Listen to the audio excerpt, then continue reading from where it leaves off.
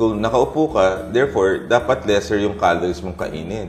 Ang problema ko, kung alam ba ng tao kung ano ba yung healthy food plate. So, may yung healthy pinggang food plate. Pinoy. Oo, Yes. yung pinggang Pinoy. Dapat, majority dapat yan gulay.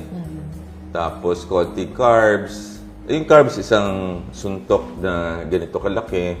Tapos, fish or chicken. Kung gusto mo yung red meat, konti lang.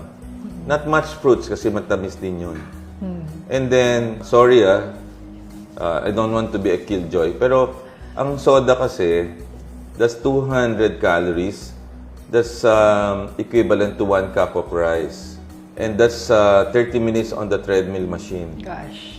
And then, 10 teaspoon of sugar, ang requirement mo lang a day is 1 teaspoon.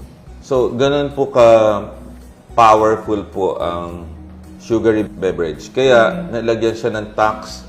Kasama na po siya sa seed tax. Kaya, yung SSB, isa ho yan sa nilagyan ng tax para ma-reduce yung consumption, mabawasan ho yung diabetes, at mabawasan ho yung tumataba, overweight and obesity, na nagdudulot ng maraming sakit po sa atin. A lot of young adults today, they think that heart diseases and other lifestyle diseases are a later in life concern.